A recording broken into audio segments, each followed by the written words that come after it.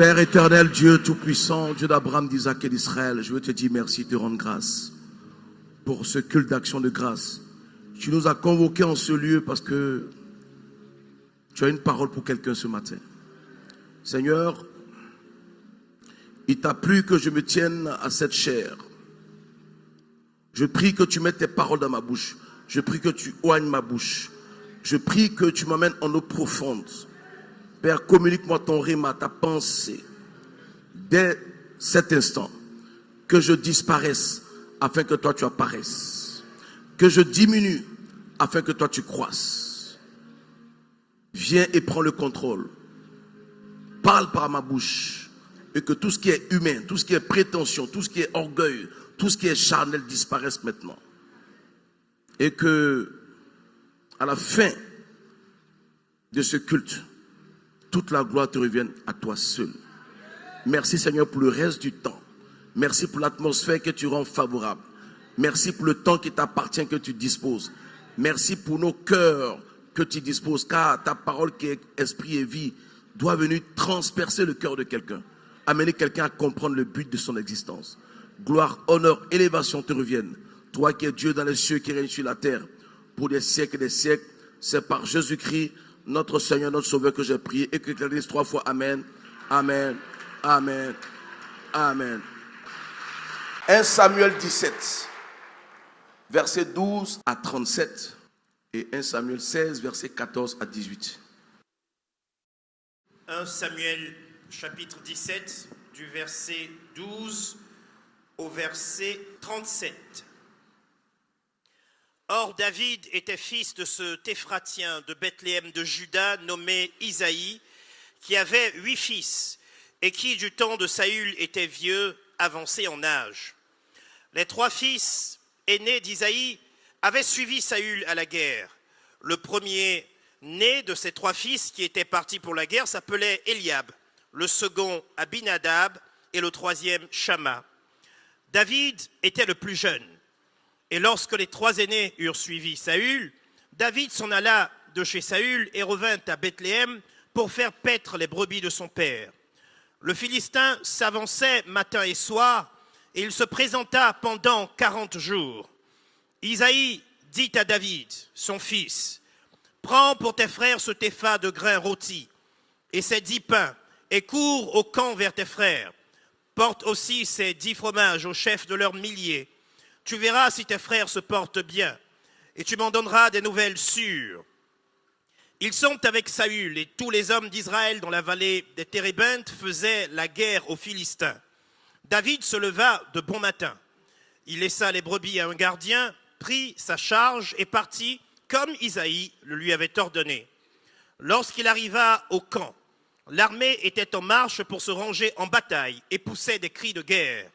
Israël et les Philistins se formèrent en bataille, armée contre armée. David remit les objets qu'il portait entre les mains du gardien des bagages et courut vers les rangs de l'armée. Aussitôt arrivé, il demanda à ses frères comment ils se portaient. Tandis qu'il parlait avec eux, voici le Philistin de Gath, nommé Goliath, s'avança entre les 2 armées hors des rangs des Philistins. Il tint les mêmes discours que précédemment, et David les entendit. À la vue de cet homme, tous ceux d'Israël s'enfuirent devant lui et furent saisis d'une grande crainte. Chacun disait, « Avez-vous vu s'avancer cet homme ? C'est pour jeter à Israël un défi qu'il s'est avancé. Si quelqu'un le tue, le roi le comblera de richesses. Il lui donnera sa fille. Il affranchira la maison de son père en Israël. » David dit aux hommes qui se trouvaient près de lui, « Que fera-t-on à celui qui tuera ce Philistin, qui ôtera l'opprobre de dessus Israël? Qui est donc ce Philistin, cet incirconcis, pour insulter l'armée du Dieu vivant ?» Le peuple, répétant les mêmes choses, lui dit, « C'est ainsi que l'on fera à celui qui le tuera. » Eliab, son frère aîné, qui l'avait entendu parler à ses hommes, fut enflammé de colère contre David. Et il dit, « Pourquoi es-tu descendu? Et à qui as-tu laissé ce peu de brebis dans le désert? Je connais ton orgueil et la malice de ton cœur. C'est pour voir la bataille que tu es descendu. » David répondit, « Qu'ai-je donc fait? Ne puis-je pas parler ainsi ?»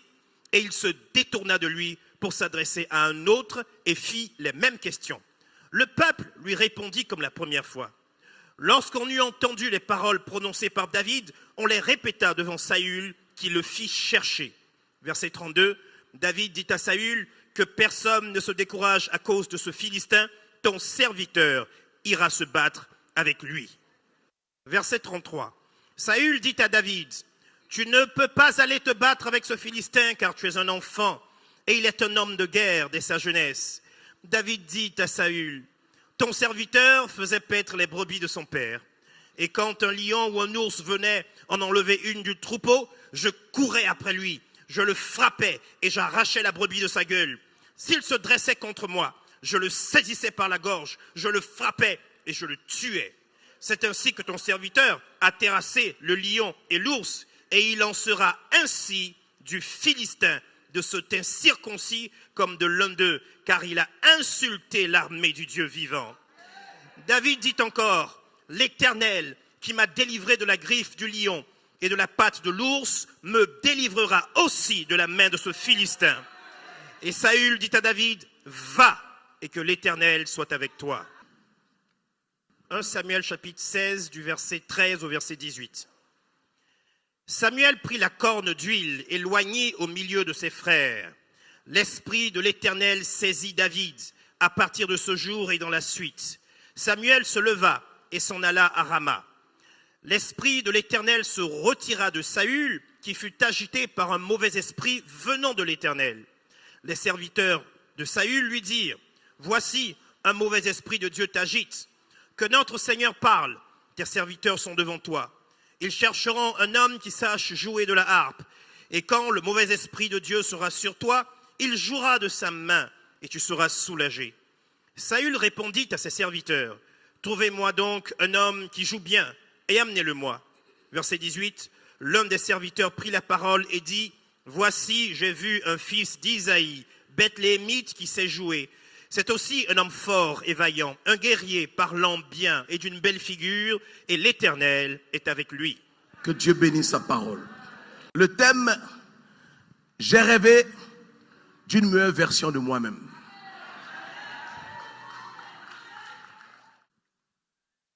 La Bible dit que, à cause du fait que Saül a désobéi à Dieu, l'Esprit de Dieu s'est retiré de lui. Et lorsque l'Esprit de Dieu s'est retiré de lui, il était agité par un esprit que Dieu lui-même avait envoyé contre Saül. Pourquoi? À cause des conséquences de son acte. Et ses collaborateurs ont vu que cet esprit fatiguait vraiment Saül. Donc, ils lui font la proposition pour lui dire que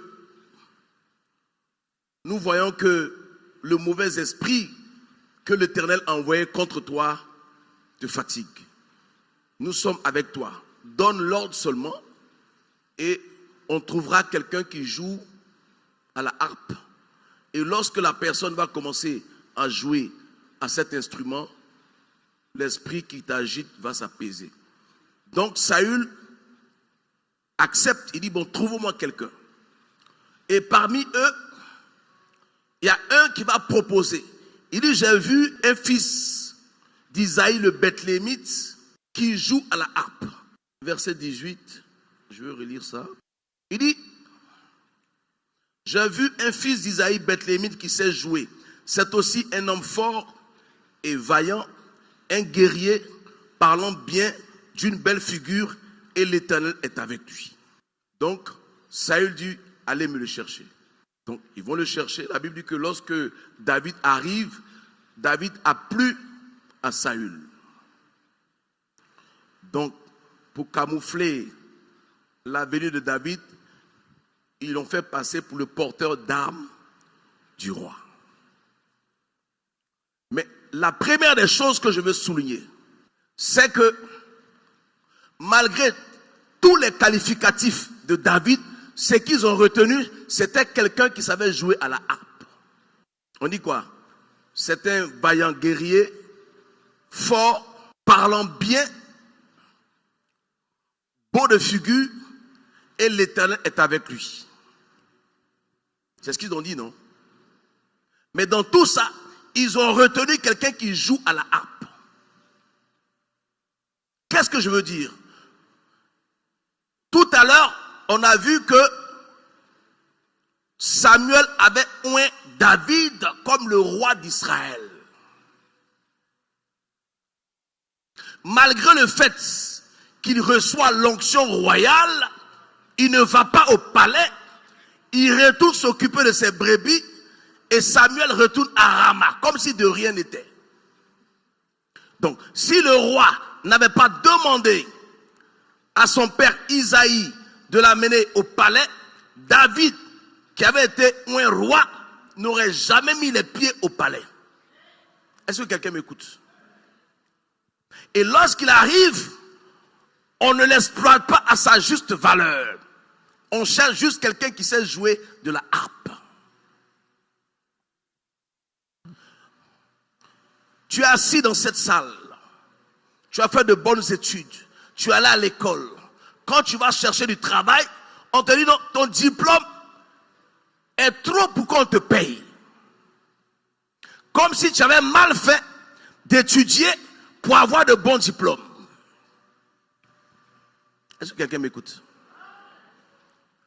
Nous sommes dans une société où même quand tu as la capacité, on veut te démontrer que c'est un service qu'on te rend de te donner le travail. Sinon, normalement, on n'a pas besoin de toi. Est-ce que je parle à quelqu'un?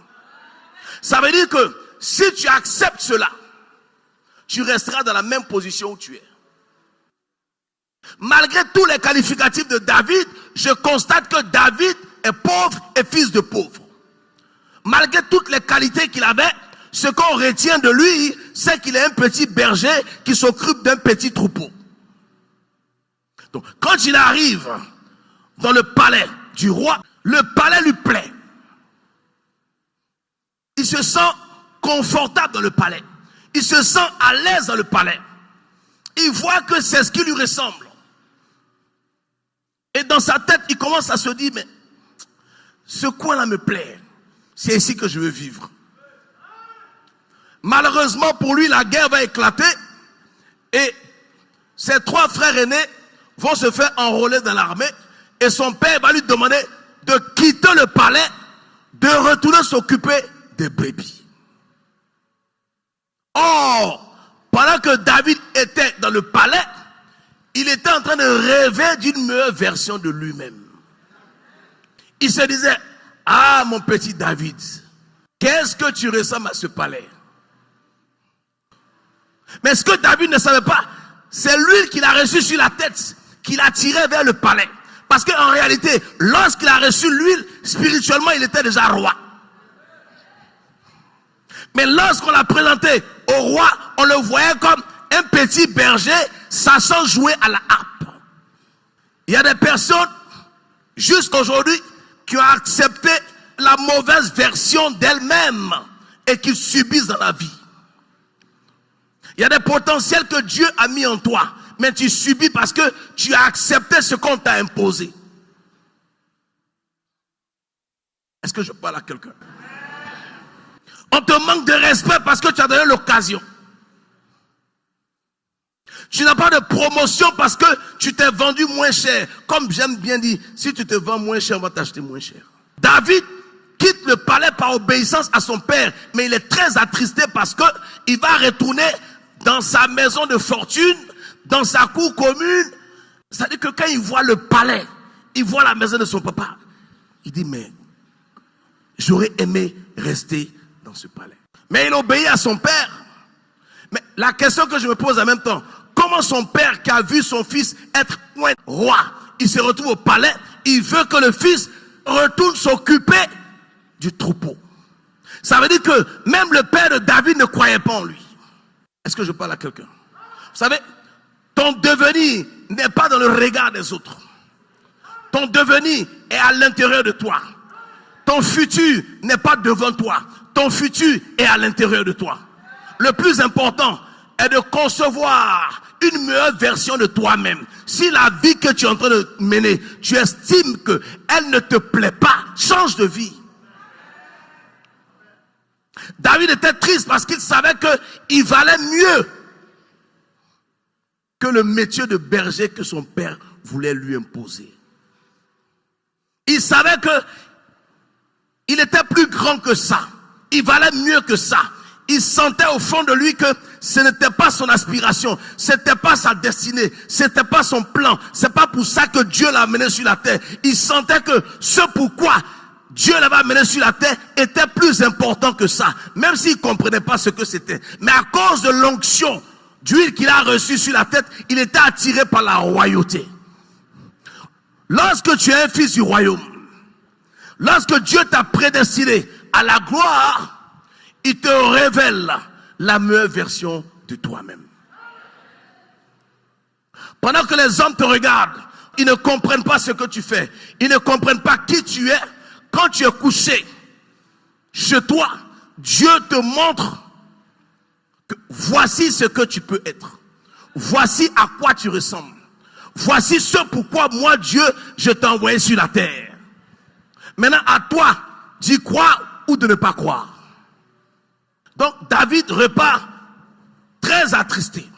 Et un jour, son père lui dit, bon, tu vas aller visiter tes frères au front et voir comment ils vont et me rendre compte. Donc, il laisse le petit troupeau que son père lui confie et il prend les vivres, il va au front. Lorsqu'il arrive au front, il dépose les vivres chez le bagagiste. Et il va voir ses frères pour savoir comment ils vont. Quand il arrive, il voit ses frères, ils étaient contents de se retrouver. Et il a commencé à discuter avec ses frères. Pendant qu'il discutait avec ses frères, ils étaient en rang de bataille, les Philistins contre les Israélites. Et il voit un homme de près de 3 mètres sorti du camp des Philistins et commencer à défier l'armée d'Israël. Et à sa présence, toute l'armée prenait la fuite. Mais David ne s'est pas senti concerné, il n'a pas fui, il n'a rien dit, parce qu'il n'était pas venu pour ça. Ce n'était pas son combat, il n'était pas enrôlé, il n'était pas militaire, donc ce n'était pas son problème. Il ne s'est pas senti concerné. Et pendant que les gens ont pris la fuite, il y a quelqu'un qui disait, avez-vous vu ce monsieur? C'est pour lancer un défi à Israël qu'il est venu. Ça fait 40 jours qu'il lance ce défi. Et quand il vient, tout le monde prend la fuite. Et il va renchérir pour dire que le roi a promis une grande richesse à celui qui tuera ce Philistin. Il va le combler de richesses. Il lui donnera sa fille en mariage. Et il va affranchir la maison de son père de tout impôt, de toute taxe. C'était pas à lui qu'on parlait. Mais lorsqu'il a entendu ce monsieur parler, la meilleure version de lui-même est revenue dans sa tête. Parce que lorsqu'il a quitté le palais, il a quitté avec amertume. Mais comme c'était un enfant obéissant, il a obéi à son père. Lorsque tu obéis à ton père et que ton père t'envoie, là où ton père t'a envoyé est le chemin de ta réussite. Ton amen me dérange. Ton père peut t'envoyer de façon naturelle. Mais partout où ton père t'envoie et que tu obéis, sur le chemin où ton père t'envoie, tu vas rencontrer ta destinée. Donc, il pose la question aux gens qui parlaient. Il dit, qu'est-ce que le roi a promis? Il pose la question parce qu'il avait encore la nostalgie du palais. Ça dit que c'est resté dans sa gorge, quoi. Tu es au palais, tu es au fréon, tu es à l'aise, tu es dans la royauté, et puis on te ramène des moutons qui sentent mauvais. Je veux que vous imaginez un peu les deux cadres dans lesquels.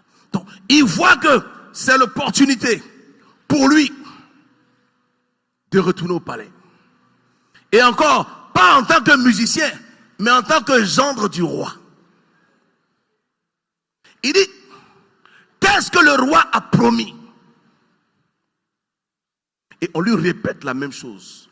Lorsqu'on lui répète la même chose, son frère aîné qui est Eliab va s'enflammer de colère parce que lui il a pris la fuite devant Goliath. Et il dit, qu'est-ce que tu es venu faire ici, petit orgueilleux? Donc il voulait le casser devant les gens. Il dit, je sais que c'est voir la guerre que tu es venu. Qu'est-ce que tu as fait du petit troupeau? Est-ce que tu es obligé de dire petit quand il parlait du troupeau? C'était une façon de le diminuer, de le descendre. Il a dit, mais qu'est-ce que j'ai dit de mal? Ne dois-je pas parler ainsi? Et la Bible dit que, et il se détourna de lui, allait vers d'autres personnes pour poser la même question. Pour dire que dans votre vie, il y aura eu des personnes comme des Eliab dans votre vie. Des personnes pour qui vous avez du respect. Des personnes qui sont plus âgées que vous. Des personnes que vous considérez. Mais à cause du fait que vous les considérez, eux en retour, ils vous méprisent. Quand ils ne peuvent pas faire quelque chose, ils ne veulent pas que vous réussissiez là où eux ils ont échoué. Donc, ils vont utiliser leur droit d'aînesse, le respect que tu as pour eux, pour te casser, pour te décourager. Te dire non, tu es trop bête. Non, tu n'es pas intelligent. Nous, on était là avant toi. Faut te calmer, tu viens d'arriver. Ici, les gens ne sont pas bons. Les mêmes, mais leur vie est comme les chaises de l'église. Parce que ils ont la vie des pharisiens. Non seulement ils ne veulent rien faire, mais ils ne veulent pas que les autres aussi fassent quelque chose. Donc, quand tu es un vrai leader, la première des choses qui caractérise un leader, c'est qu'un leader n'est pas influençable. Lorsque tu as une conviction dans ta tête, lorsque tu sais ce que tu veux, tu sais où tu vas, tu sais ce que tu cherches, ce qu'on vient te dire ne doit pas influencer ce que tu veux. Si ce qu'on te dit va dans le même sens, en ce moment tu peux écouter. La Bible dit, et il se détourna de lui. Souvent aussi tu peux avoir une femme qui a la nature de la femme de Job, qui a dit à Job, maudit Dieu et meurt. Mais il lui a dit quoi? Il dit, tu parles comme une femme insensée. Si tu as un partenaire qui ne t'encourage pas dans ce que tu fais, fais attention. Si tu as une femme ou un mari qui te décourage dans ce que tu fais, ne lui parle plus de tes projets. Est-ce que je parle à quelqu'un? Et David va poser encore la question à d'autres personnes qui vont confirmer. Il dit, allez dire au roi que moi, David, je vais me battre avec lui. Pendant que le peuple d'Israël voyait Goliath comme une humiliation pendant 40 jours, David, lui, il voyait Goliath différemment. Il voyait Goliath comme l'opportunité que Dieu lui offrait pour réaliser le rêve de la meilleure version de lui-même. Pendant que les autres fuyaient, lui se disait, lorsque je vais vaincre Goliath, je serai le jeune du roi, je serai prospère, je serai béni. Lui, c'est ça qui le motivait. Or, les autres n'avaient pas la même motivation que lui parce qu'ils n'avaient pas eu le même rêve que lui. Lorsque tu vois l'obstacle de ta vie, comment tu réagis? Tu fuis ou tu l'affrontes? Chaque fois que tu réussis à une épreuve, tu vas en classe supérieure. Vrai ou faux? Donc, si tu n'as pas d'obstacle, c'est que tu n'as pas évolué. Chaque fois que tu vas surmonter un obstacle, ça veut dire que tu montes d'un cran. Est-ce que je parle à quelqu'un?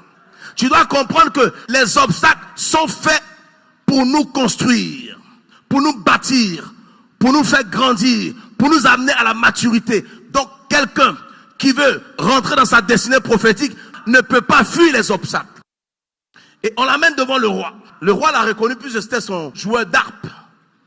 Donc, quand il l'a vu, il a sous-estimé. Il dit, mais tu ne peux pas le combattre parce que lui, c'est un soldat depuis belle lurette. Toi, tu es un enfant. C'est ce qu'il lui a dit. Maintenant, il va raconter une histoire au roi. Pour dire au roi que on t'a donné mon CV, mais tu n'as pas retenu mon CV. Au verset 18, il dit, l'un des serviteurs prit la parole et dit, voici, j'ai vu un fils d'Isaïe, Bethléemite, qui sait jouer. C'est aussi un homme fort, vaillant, un guerrier. Donc, puisque le roi n'a pas tenu compte de son CV, lui va rappeler son CV au roi. Il dit, lorsque ton serviteur s'occupait du troupeau de son père et que un lion venait prendre la brebis ou un ours, il poursuit le lion ou l'ours et l'arrache de la patte du lion ou de l'ours. Lorsque cet animal se braque contre lui, il le prend par la gorge. Donc ça veut dire que David n'est pas un homme flegmatique comme on pense. On dit il est fort et vaillant. C'était dans son CV. Hein? Le roi n'a pas su. C'est le fort et le vaillant là qui a tué l'ours et le lion. La Bible dit que lorsque Saül a vu David, il lui plut. Pourquoi? Parce que la même Bible dit qu'il était beau de figure. Donc il était séduisant.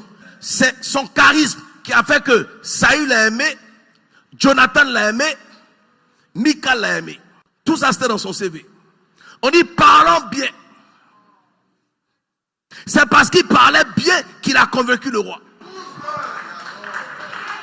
Ça veut dire que ta destinée est dans ton CV. Avant même que tu naisses, Dieu a déposé ta réussite en toi. Sauf que tu ne la ressens pas parce que tu ne te connais pas. J'aime bien citer cette citation de Socrate qui dit « Connais-toi toi-même et deviens ce que tu es ». Il y a des gens qui ne se sont pas accomplis parce qu'ils ne savent pas qui ils sont en vérité. Ça veut dire qu'ils se sont identifiés par rapport à ce que les hommes pensent d'eux, par rapport à ce qu'on dit d'eux, par rapport au regard que les hommes ont d'eux. Mais en réalité, il y a une identité qui est cachée à l'intérieur de toi. Il y a un potentiel en toi. Il y a un héros qui dort en toi. Il y a un lion qui est couché en toi, qui attend que tu le réveilles. Il dit au roi, ne t'inquiète pas. La Bible dit, il a convaincu Saül parce qu'il parlait bien. Il a plu à Saül, à Jonathan, à Michal parce qu'il était beau de figure. Ça veut dire qu'il était séduisant. Le roi a accepté de le laisser se battre avec Goliath parce que David lui a dit, l'Éternel qui m'a délivré de la main du lion, de la patte de l'ours, me délivrera aussi de la main de ce Philistin. Et Saül dit à David, va et que l'Éternel soit avec toi. La Bible dit dans le CV là, alléluia, je relis encore le CV. On dit voici, j'ai vu un fils d'Isaïe Bethlémite qui sait jouer de la harpe. C'est aussi un homme fort et vaillant, un guerrier, parlant bien et d'une belle figure. Et l'Éternel était avec lui. Saül a terminé par dire que l'Éternel soit avec toi.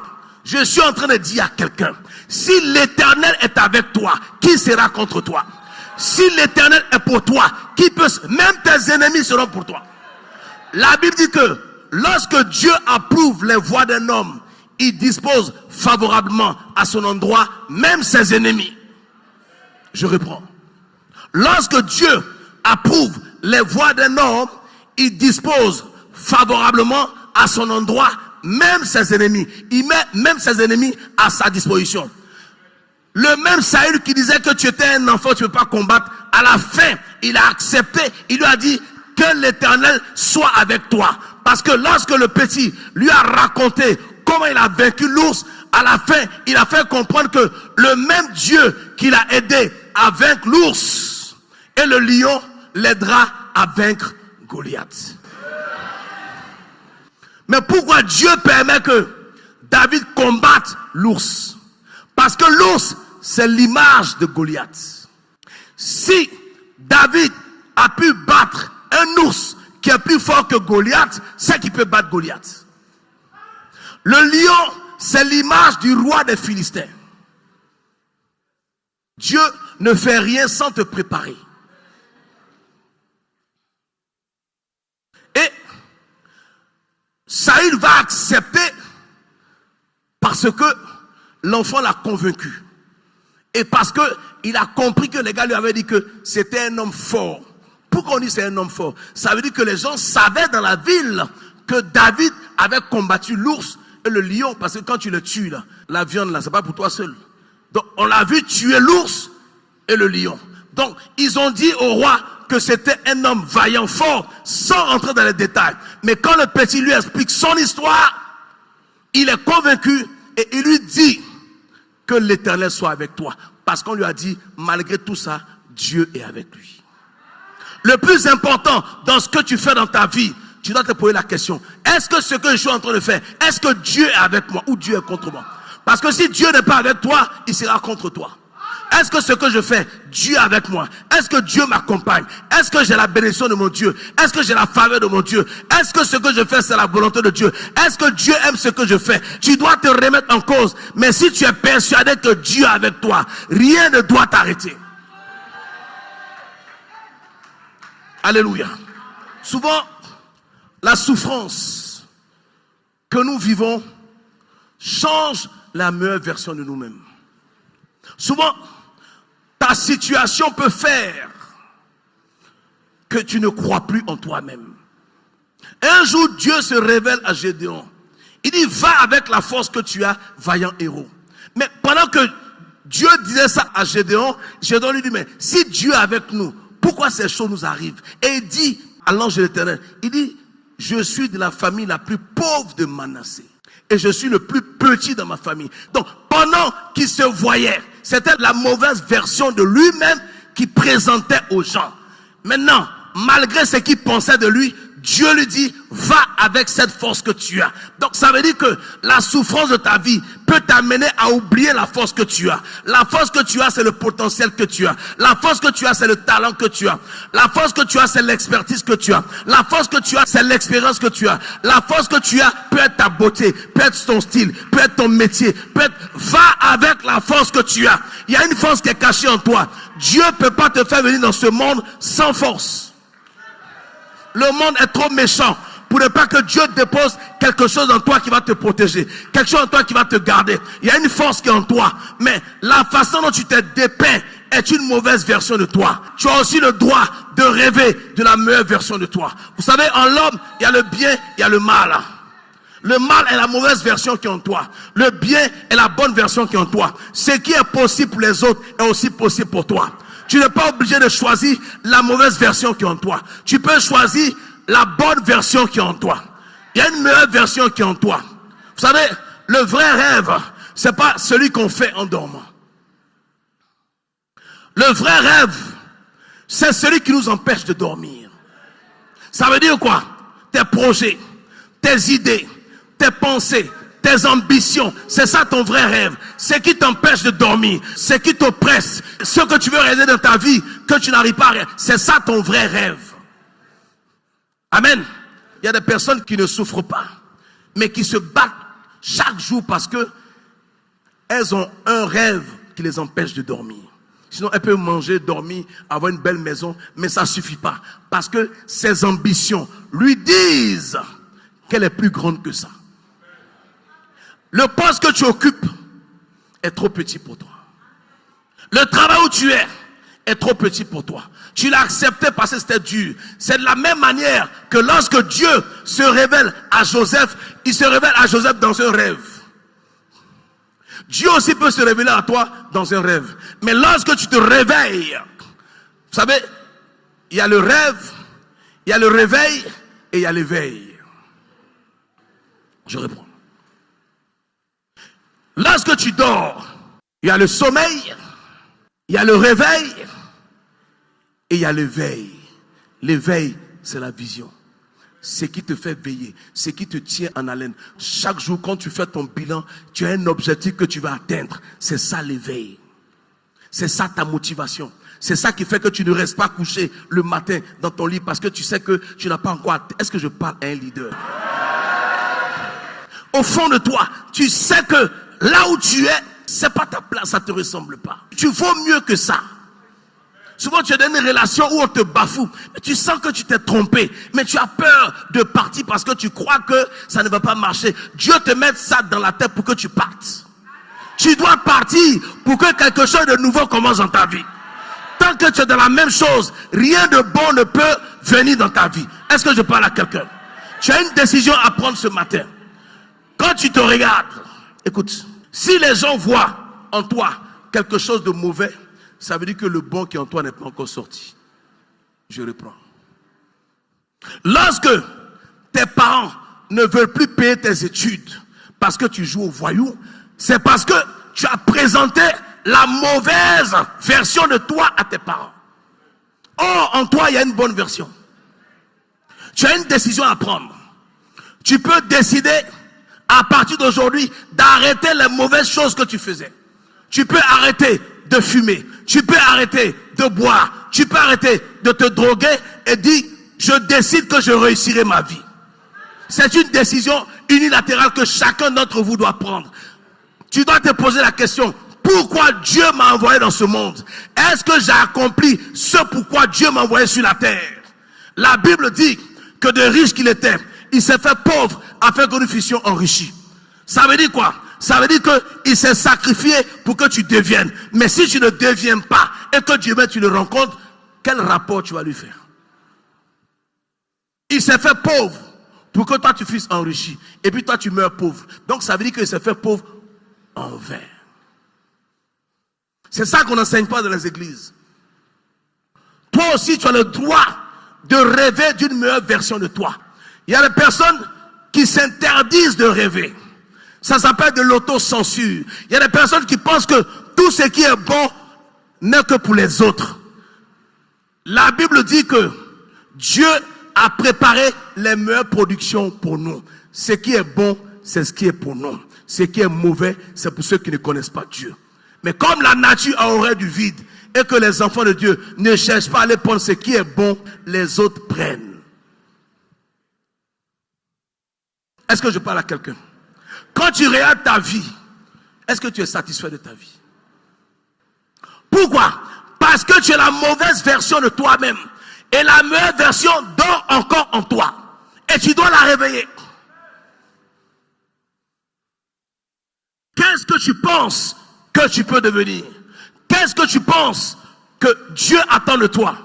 Est-ce que tu penses que la vie que tu mènes, la personne que tu es, c'est ce que ton Créateur veut que tu sois? La place que tu occupes, est-ce que tu penses que c'est ce que ton Créateur veut pour toi? Lorsque Dieu veut t'amener dans l'excellence, il te révèle la meilleure version de toi-même. Mais la meilleure version de toi-même là, ça te révèle que tu es un roi. David, sans même savoir qu'il était le choix de Dieu, il aimait le palais parce qu'il sentait la royauté en lui. Or, David a été élu avant la fondation du monde. C'est-à-dire que c'était sa destinée divine avant que le prophète Samuel le consacre comme roi. Ceux qui l'ont présenté au roi ne savaient pas que c'était leur futur roi. Il y a des gens qui te méprisent parce qu'ils ne connaissent pas ton identité véritable. Il y a des gens qui ne croient pas en toi parce que tu as accepté de marcher avec eux. Il y a des gens qui te méprisent parce que tu t'es mis à leur niveau. Il y a des gens qui ne te respectent plus parce que tu t'es permis de leur demander crédit. Ça veut dire que tu passes ton temps à présenter la mauvaise version de toi. Lorsqu'on dit quelque chose de toi et que c'est vrai, ne te fâche pas. Change. Je reprends.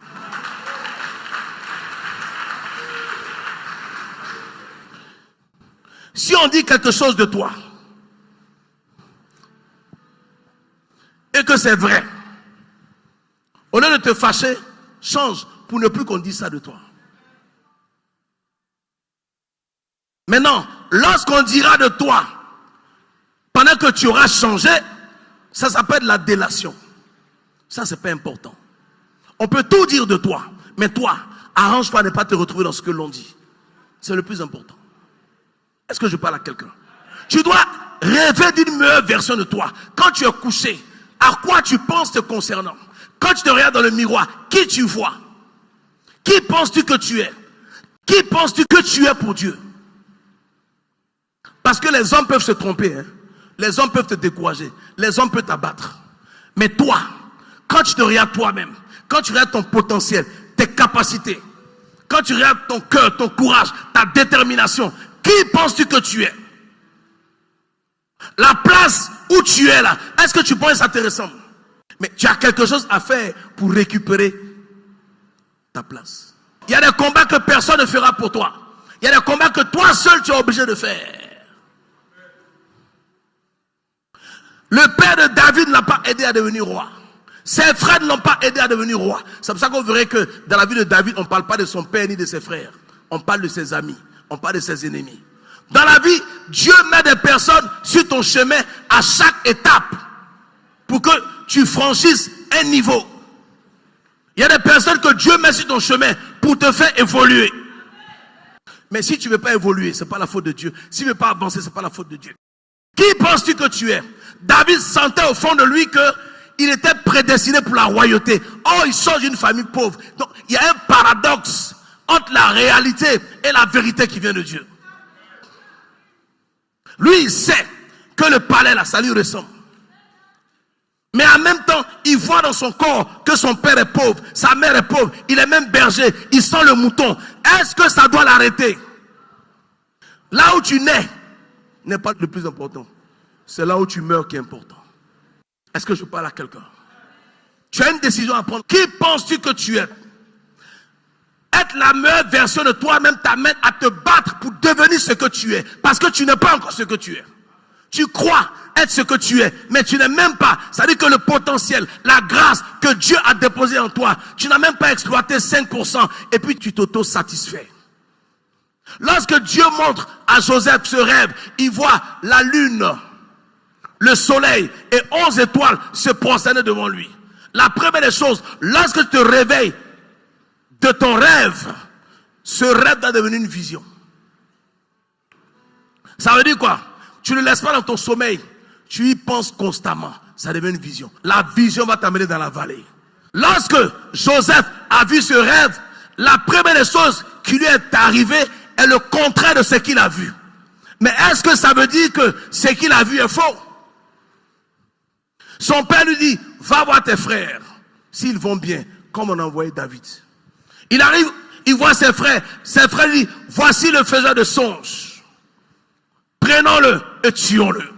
Je dis à quelqu'un, les hommes peuvent comploter de te tuer, mais celui qui a une destinée est immortel. Même ceux qui veulent te tuer, ce sont ceux qui vont te protéger. Ceux qui ont planifié de te tuer là, ils vont se retrouver en train de devenir tes gardes du corps, en péché. Vous avez remarqué que souvent quand on attrape un voleur, tout le monde le lèche, mais il y a toujours 2-3 personnes qui protègent. Vous avez remarqué ça, non? C'est Dieu qui fait ça.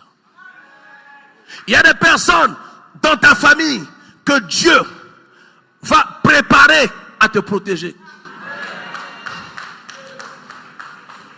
Souvent, dans ta famille, des sorciers veulent te tuer. Et puis, il y a d'autres sorciers comme eux qui s'opposent. À cause de ta destinée, à cause de ce que Dieu veut faire avec toi, n'est pas encore fini. Et je dis à quelqu'un, tant que Dieu ne dit pas que c'est fini, c'est pas fini. Je dis à quelqu'un qui est plus bas que terre, ta destinée est d'être élevé. Et tu vas monter. Tu vas monter, tu vas monter, tu vas monter, tu vas monter. Tu rencontreras des obstacles, mais tu vas continuer. Ah, j'ai dit tu vas monter. Tu es obligé de monter. Tu es né pour monter. Tu es né pour aller au sommet. Parce qu'il dit tu es la tête, tu n'es pas la queue. Il dit tu es en haut, tu n'es pas en bas. Ta destinée est de monter. Parce que le Dieu que tu adores est au ciel. Est-ce que mon message touche le cœur de quelqu'un? Dans la vie, lorsque tu portes le sac d'un grand, tu portes ta grandeur. Le plus important dans la vie, c'est de rentrer dans la présence du grand.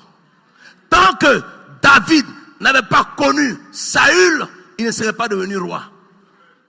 Parce que lorsque le roi, il dit à David, va et que l'Éternel soit avec toi. Il enlève sa tunique.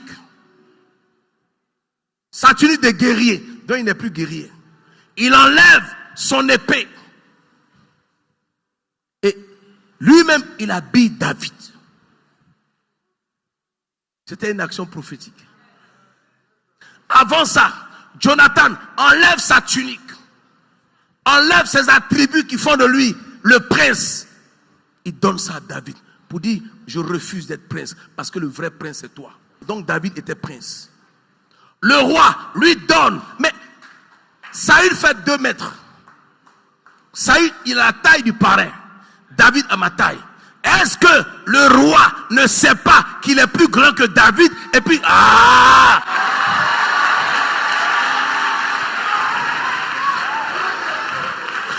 mais pourquoi il donne sa tenue à David? Il venait de transmettre la royauté légalement à David. Je suis en train de dire à quelqu'un, tes ennemis te rendront ce qu'ils t'ont volé. Tes ennemis te restitueront ce qu'ils t'ont volé. Alléluia. Et David ne refuse pas de porter. Il porte. Et puis il dit c'est trop grand. Est-ce que lui, il ne sait pas que c'est trop grand? Il doit avoir un contact. Dis à quelqu'un contact. Sa transpiration doit toucher la tenue du roi pour qu'il y ait transfert de pouvoir. Dis à quelqu'un transfert de pouvoir. Transfert de pouvoir. Pendant que je parle, il y a un transfert de pouvoir dans ta vie.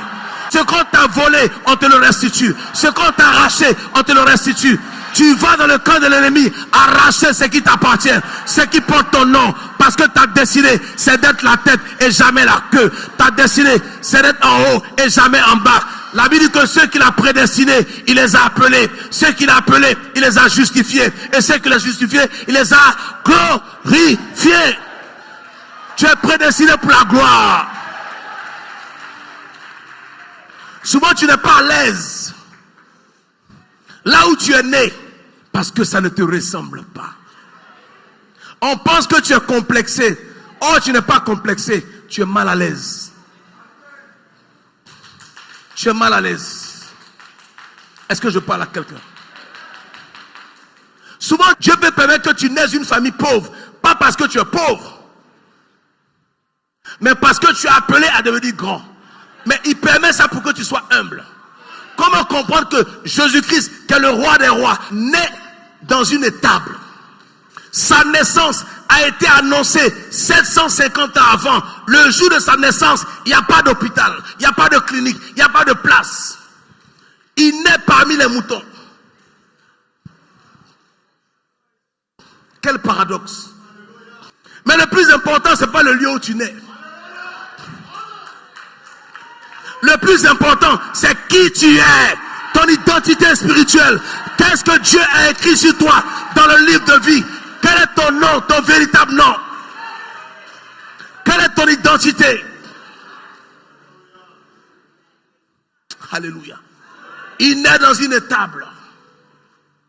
Et des mages, des magiciens ont la révélation pendant que la maison de Dieu n'a pas la révélation. Il voit une étoile et il suit l'étoile. Les gens essaieront de teindre ton étoile, mais ils ne pourront pas. Pourquoi? Parce que ton étoile est au ciel. Ils viennent l'adorer. Le coin ne les a pas découragés. Parce que le plus important, ils connaissaient l'identité de celui qui était né. Ils ont adoré, pas l'enfant, mais ils ont adoré la divinité qui était cachée en l'enfant. Ils ont apporté de l'or, de l'encens et de la myrrhe. L'or, c'est la royauté. L'encens, c'est l'onction. La myrrhe, c'est le parfum de bonne odeur qui va se propager. Je vais donner le témoignage d'une de mes filles qui m'a donné son témoignage et j'ai coulé des larmes au téléphone et je l'ai adoptée. Elle m'explique que son père a été tué en 2002. Son père était gendarme. Elle a été tuée en 2002 à Boaké. Ils ont tué son père avec 2 de ses frères. Donc ils ont quitté Boaké, ils ont marché jusqu'à Yamoussoukro.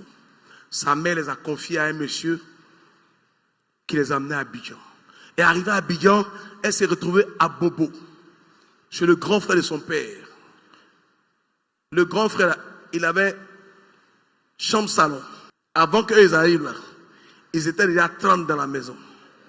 Donc, imaginez comment les gens mangeaient. Et pendant qu'elle était dans la maison, c'est une fille très jolie. Sa mère allait dans une église. Et le pasteur, il sent que si la fille reste dans cet environnement, ils vont la détruire. Il demande dans l'église, qui peut héberger cette fille-là? Parce que là où elle est, Dieu me montre que si elle reste là-bas, elle va sortir de sa destinée. Et il y avait le président du conseil de l'église, qui était le patron de l'église, qui était l'homme qui finançait l'église. Il dit, moi je vais l'héberger. Donc, d'Abobo, il amène aux 2 plateaux. Mais pourquoi? Parce que l'environnement change la mentalité. La Bible dit que les mauvaises compagnies corrompent les bonnes mœurs. Il paye ses études et retourne à l'école. Elle commence à aller à l'école. 12 ans, elle commence à grandir. Elle devient une femme. Et il a pris comme sa fille. Après, quand elle a eu son BTS, elle a commencé à travailler dans une banque. Et un jour, elle est venue me voir au bureau. Elle me dit non, elle travaille à la banque, elle est caissière. J'ai dit, tu vaux mieux que ça. Retourne à l'école. Elle retourne à l'école. Elle a ses diplômes. Et je lui dis, le poste que tu occupes là ne te ressemble pas. Il faut que tu quittes. Aujourd'hui, c'est elle qui s'occupe de sa famille. Par la grâce de Dieu, Dieu l'a bénie, elle a réussi, elle est devenue quelqu'un. Mais je veux dire, si elle était restée à Bobo, le problème, ce n'est pas à Bobo qui est le problème. C'est les personnes que tu rencontres dans l'environnement. Les jeunes tombent dans la drogue comment? En fonction des rencontres. On tombe dans l'alcool en fonction des rencontres. On commence à fumer parce que ta copine fume, ça fait genre, toi aussi tu fumes. En fonction des rencontres. Ça m'a fait penser à moi parce que nous on a grandi à Marcory. Le problème c'est pas Marcory. Le problème c'est qui tu fréquentes à Marcory. L'environnement dans lequel on était, on avait une autre mentalité. On avait une mentalité de bagarreur. On ne pensait qu'à se battre pendant que les gens allaient à l'école. C'est une vision aussi. Et puis quand tu es dedans, pour toi c'est normal. Tu es fier. J'ai frappé telle personne, on ne te paye pas. Mais pour toi, c'est un exploit. Pendant que d'autres évoluent dans la vie. Mais l'environnement dans lequel tu es te fait croire que c'est une bonne chose. Et un matin, en 85, je vais faire une formation en communication. Et ma mère me fait venir aux 2 plateaux chez le fils de sa grande sœur. Et lui, il m'adopte. Donc, quand j'arrive aux 2 plateaux, pour moi, les 2 plateaux là, c'est le palais du roi. La même année 85, Parigo aussi, lui il est né à Cocody, Cité des Arts, après son à Marcory. Lui aussi, il s'est retrouvé entre Cité des Arts et chez moi, on pouvait même aller à pied. Donc on se retrouve à Cocody. Et quand on se retrouve à Cocody, lui il va commencer à maîtriser tous les petits blancs, les Libanais, tous les... Donc il va me présenter à un petit Français du nom de Frédéric. Et lorsque la mère de ce Français va me voir, elle va m'apprécier parce qu'elle me trouvait beau. Et voici comment cette famille-là va m'adopter. Et quand j'allais là-bas, j'ai vu une qualité de vie que je ne connaissais pas. J'ai vu comment les Blancs vivaient. Ça veut dire que tu ne les vois pas en ville, mais ils ont une qualité de vie qui fait qu'ils vivent longtemps. On allait faire la pêche au barracuda. C'est une pêche qu'on fait à la traîne. C'est-à-dire tu as le bateau et puis la maison. Mais ça ne prend que le barracuda. On allait faire la pêche au marlin. Le marlin c'est de gros poissons. Donc on allait en mer en bateau. J'avais jamais vu ça. On faisait la plongée sous-marine. Moi-même la première fois que j'ai plongé là, j'ai eu l'impression d'avoir vu crocodile. Je suis ressorti. J'ai dit, j'ai vu un crocodile, il n'y a pas un crocodile. J'ai dit, moi j'ai vu un crocodile ici. J'ai appris la chasse. On allait à Sini, jeudi, vendredi, samedi. Je vous parle de 85. C'est ce petit-là qui nous a amenés au Seigneur. Avec Parigo, on a accepté le Seigneur le même jour. Parce que le petit blanc là, c'était un petit, il aimait marabout. Donc il aimait faire les médicaments, des palabres, tout ça. Et il a découvert un monsieur. Il dit, j'ai découvert quelqu'un là, mais il parle bien de la parole. J'ai dit, moi je veux le voir. Donc on va. Et le monsieur, il nous a parlé. Ça dit que tout ce qu'il disait était écrit dans la Bible. Et ça m'a convaincu. Voici comment je suis né de nouveau. Parigo né de nouveau le même jour. Les Parigo me parlent en langue, mais ils ne parlent pas en langue. Ils se moquent de moi. Moi, j'ai pris 1 an pour parler en langue. Et le même jour, ils ont commencé à parler en langue. Donc, j'étais très énervé contre eux. Comme quoi, la Bible dit que souvent, les premiers seront les derniers, et les derniers seront les premiers. Grâce à ce petit-là, qui est devenu mon frère adoptif, qui est notre frère, j'ai connu le Seigneur et ça a changé ma mentalité. ça m'a donné une qualité de vie.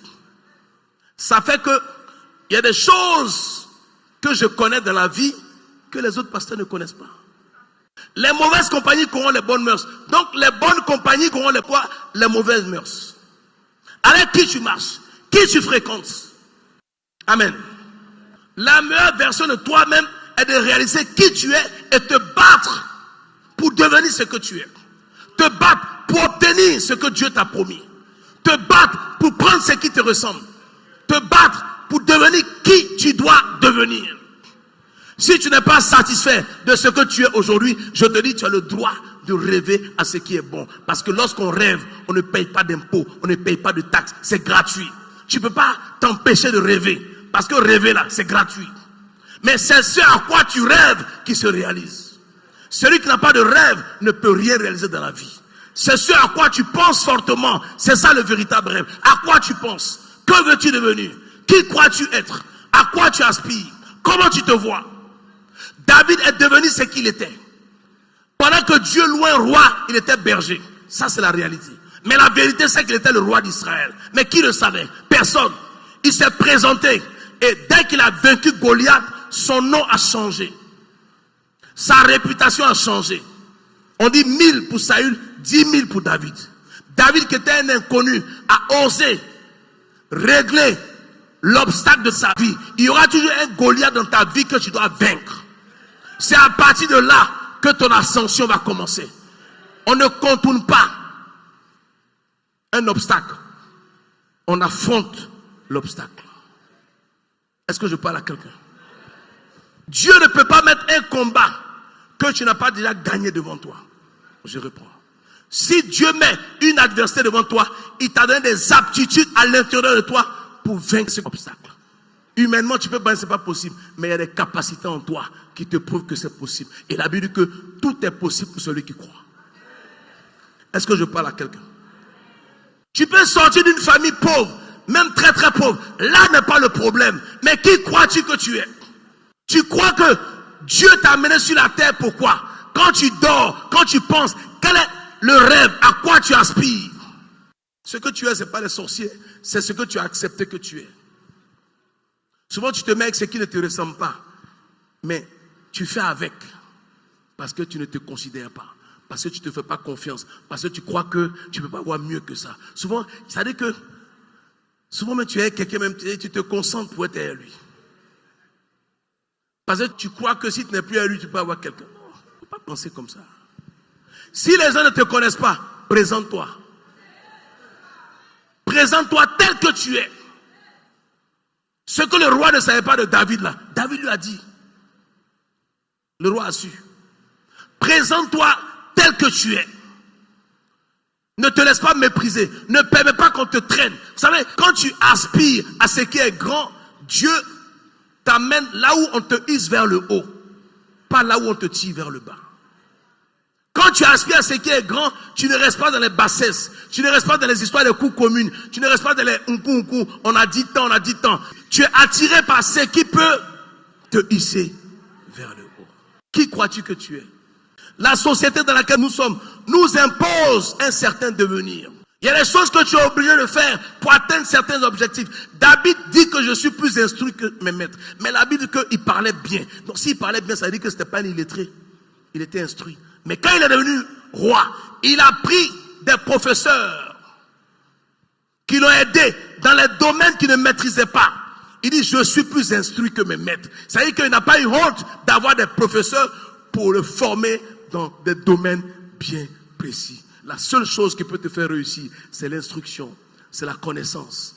La connaissance te donne un potentiel. Le potentiel te donne une expérience. L'expérience te donne une expertise. L'expertise te donne l'expérience. La Bible dit que Samson est celui que Dieu a choisi pour commencer à libérer le peuple d'Israël des Philistins. Et David est celui qui a libéré le peuple des Philistins. Mais quand ils étaient au front contre les Philistins, David n'était pas là. C'est pour cela que pendant 40 jours, il fuyait tous les jours. Mais lorsque celui que Dieu a choisi pour libérer le peuple est arrivé par hasard, ce n'était pas par hasard parce que son père l'a envoyé. Saül, son père, l'a envoyé le roi. Joseph, son père, l'envoie, il est devenu gouverneur. David, son père, l'envoie, il est devenu roi. Qui t'envoie? Comment on t'envoie? Est-ce que quand on t'envoie là, tu murmures, tu boudes, tu te plais? Est-ce que tu obéis? David aurait pu dire non, je reste au palais. Mais des moutons, il s'est retrouvé au palais dans une nouvelle fonction. Il était le gendre, le beau-fils du roi. Avant, il était serviteur du roi. Après, il devient le gendre du roi. L'ami du prince, qui était son meilleur ami. Leur âme était attachée. Donc, ils étaient comme des frères. Il devient prince parce qu'il a obéi à son père. Qui tu écoutes? Avec qui tu parles? Qui t'influence? Qui est ton modèle? Est-ce que tu es satisfait de ce que tu es? Tu es avec un homme qui te bat, mais est-ce que tu penses que quelqu'un qui te bat te respecte? Est-ce qu'il connaît ta valeur? S'il connaissait ta valeur, il ne peut pas porter la main sur toi. Est-ce que je parle à quelqu'un? Notez. La pire des choses qui puissent arriver à un homme, un fils du royaume, un enfant de Dieu, un homme dans sa vie, est de mourir sans avoir accompli ce pourquoi Dieu l'a emmené sur la terre. C'est un drame, c'est un crime. Tu es là, tu n'es pas à l'aise parce que tu sens que tu n'as pas atteint ton objectif, parce que ton marché, ton projet, ton business que tu veux créer, le financement que tu attends n'est pas encore arrivé, parce que tu sais que c'est ça qui te ressemble. Et je dis à quelqu'un prophétiquement, ce à quoi tu aspires, c'est ce qui te ressemble. Quand tu as une idée dans la tête là, et que tu n'arrêtes pas d'y penser, c'est la preuve que c'est ta destinée. N'arrête pas d'y penser, parce que ta pensée va créer une attraction. Ta pensée va attirer cette chose dans ta vie. Ta pensée va appeler la chose. Ta pensée va concevoir la chose. La meilleure version de toi-même, c'est ce que tu as conçu dans ta tête positivement qui te ressemble.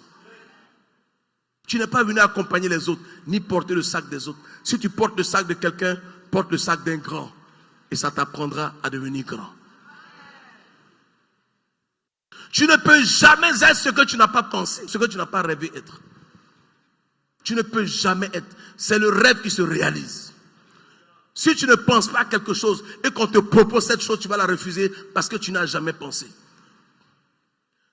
Si tu ne souhaites pas quelque chose et qu'on te propose la chose, tu refuseras parce que tu n'avais jamais pensé à ça, tu n'avais jamais rêvé à ça. Mais si tu rêves à quelque chose, écoutez, on a consacré Saül, Saül a pris la fuite. On a consacré David, David n'a pas fui, il n'a pas été ému. Pourquoi? Parce qu'il était déjà prédisposé, il était préparé dans sa tête à la royauté. Il n'a même pas demandé qu'il se passe.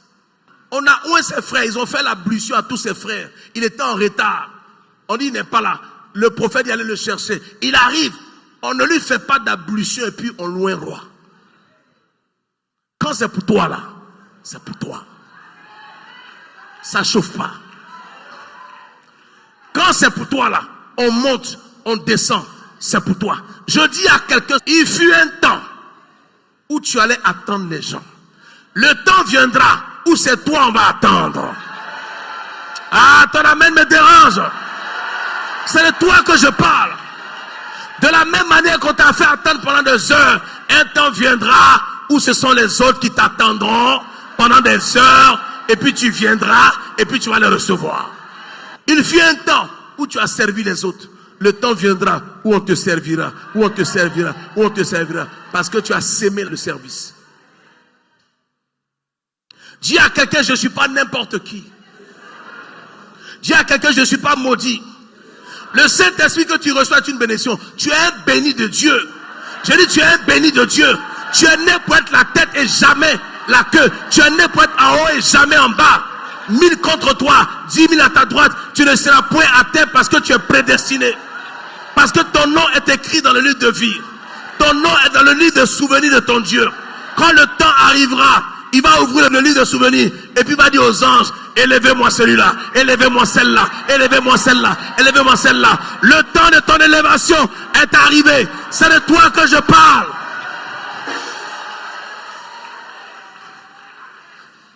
Tu dois être en colère par rapport au retard que tu as accusé.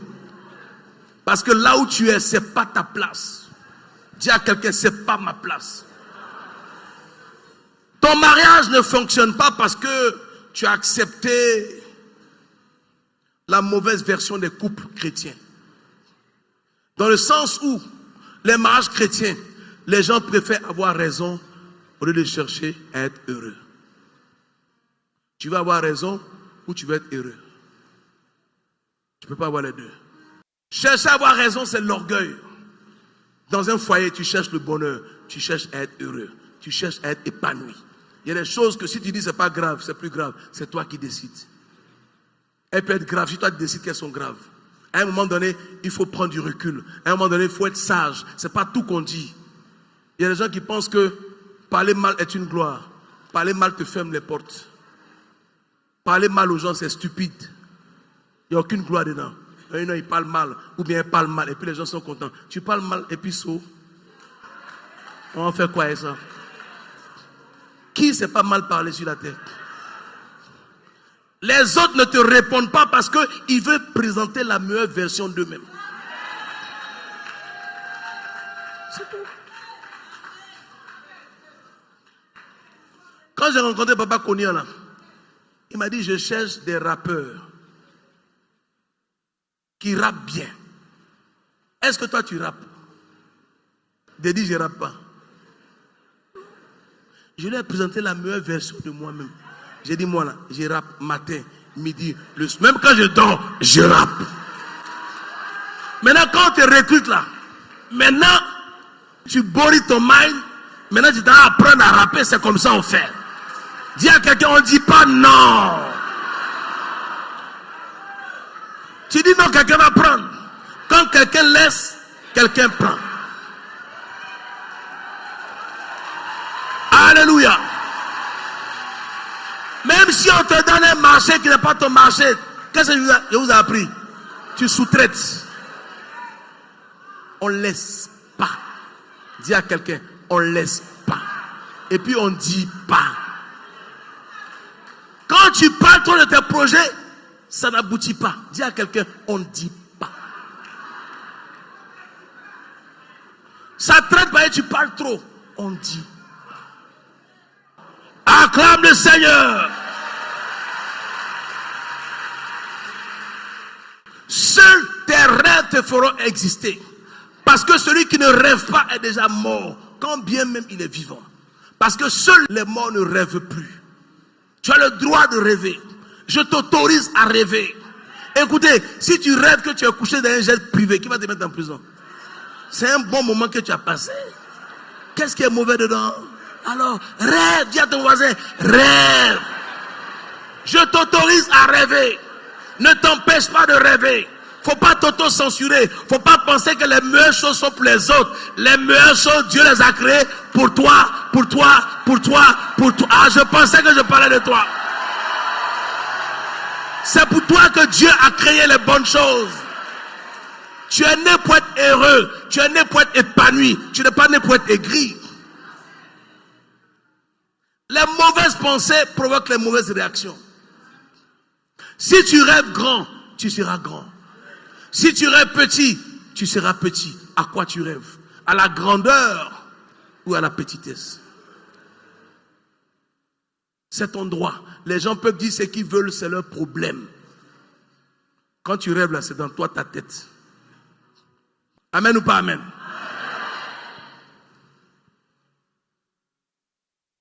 Ne laisse personne enterrer tes rêves. Car tes rêves te procurent de l'espoir. Seul l'espoir fait vivre quelqu'un qui a tout perdu. Seul l'espoir fait vivre celui à qui on a tout arraché. Celui qu'on a trahi. Celui à qui on a tourné le dos. C'est l'espoir qui te fait tenir. Garde l'espoir. C'est pas encore fini. Tant qu'un homme n'est pas encore mort, ne le méprise pas. Parce que tu ne sais pas ce que Dieu a écrit dans le livre de vie le concernant. Les personnes qui étaient avec le roi ne savaient pas que David était le futur roi. Est-ce que tu sais qui est le futur président de la République? Pourquoi tu méprises les gens? En fonction de ce que tu vois. C'est la mauvaise version d'eux que tu vois. La bonne version en eux est cachée en eux. Et quand le temps de Dieu va arriver, Ça va sortir. J'ai dit ça va sortir. Ça va sortir. C'est de ça qu'il est question. Crois en Dieu et crois en toi. Ne crois pas aux hommes. On dit malheur à celui qui met sa confiance en l'homme. La Bible nous dit ça tous les jours. Et puis on est dessus des hommes. Tu es dessus des hommes parce que tu attends trop des hommes. L'homme est fait pour trahir. Est-ce que vous savez ça? C'est la nature. Les personnes qui ne trahissent pas sont uniques. C'est pour ça que la Bible les appelle fidèles. On appelle les chrétiens fidèles, mais tous ne le sont pas. La fidélité est une valeur intrinsèque que nous transportons. La probité, l'éthique, la morale, l'intégrité, la droiture, l'équité. Il faut que quelqu'un t'éduque à avoir ça. On n'est pas avec. C'est pour ça que les mauvaises compagnies couronnent les bonnes. Avec qui tu marches. Si celui avec qui tu marches te montre que la vie, c'est payer champagne en boîte de nuit, tu vas penser que c'est la vie. Mais si tu marches avec quelqu'un qui te dit que demain, c'est l'avenir. Demain, ce sont tes réalisations, tes acquisitions. Ce qui porte ton nom, c'est ce qui t'appartient. Ce qui ne porte pas ton nom ne t'appartient pas. Et ce qui porte ton nom, tu dois payer le prix pour que ça porte ton nom. Est-ce que je parle à quelqu'un? Rien n'est perdu. Dieu s'est révélé à Abraham à 75 ans. Tu n'as pas 75 ans. Rien n'est perdu. J'ai dit rien n'est perdu. Sarah a enfanté à 90 ans. Tu n'as pas 90 ans. Rien n'est perdu. Dis à quelqu'un, rien n'est perdu. C'est pas trop tard. C'est jamais trop tard. Parce que Dieu, il est le maître du temps et des circonstances. Acclame ce Dieu grand.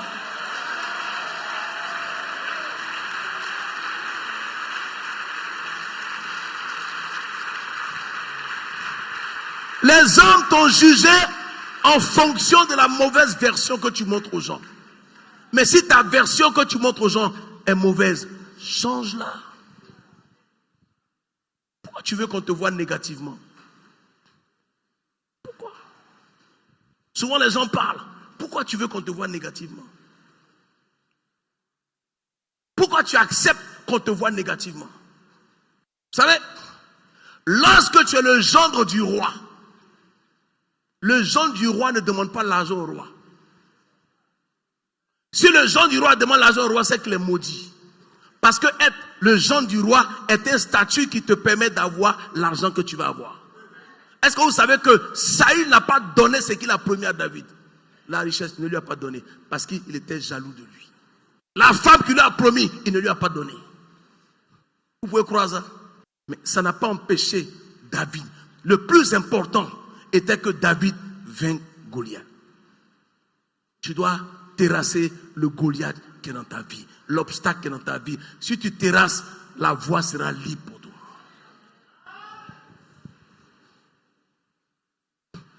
Alléluia. C'est le rêve qui crée l'idée.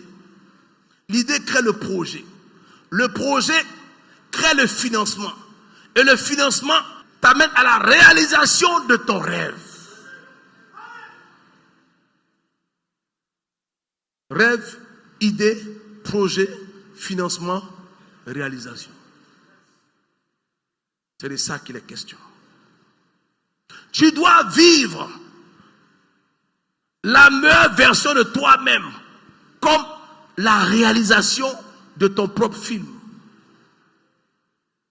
Parce que dans ce monde-là, tu joues un rôle. Et dans le film de ta vie, tu es l'acteur principal. Tu es le metteur en scène. Et tu es le réalisateur. Ça veut dire quoi? Tu peux dire, on reprend. Si le film de ta vie ne te plaît pas, rembobine, recommence à zéro. Tu peux faire ça. Tu peux faire ça. Tu peux faire ça. Aujourd'hui, à qui tu ressembles? Qui tu veux devenir? Quels sont tes objectifs? Quels sont tes projets? Qu'est-ce qui t'empêche de dormir? Quelle est la meilleure version de toi-même? Aujourd'hui, personne ne croit en toi parce que tu as planté une mauvaise version de toi. Présente la bonne version de toi. Retourne vers ceux que tu as déçus. Demande-leur pardon. Et puis présente la bonne version de toi. Dis, je me suis trompé. Aujourd'hui, je suis converti. Je ne suis plus la même personne. On dit les choses anciennes sont passées. Voilà que toutes choses sont devenues nouvelles. Je suis quelqu'un d'autre. Va t'excuser.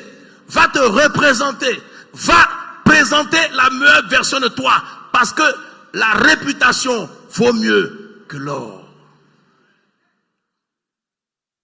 Ton futur n'est pas devant toi. Ton futur est à l'intérieur de toi.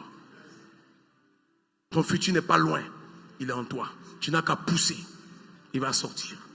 Je veux que tu présentes la meilleure version de toi. Il n'attend que ça.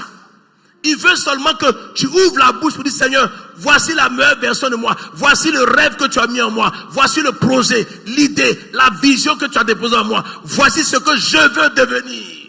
Tu peux devenir ce que tu veux devenir si tu veux devenir. Si tu rêves à devenir, si tu penses devenir, tu pourras devenir ce que tu veux devenir. Que Dieu vous bénisse.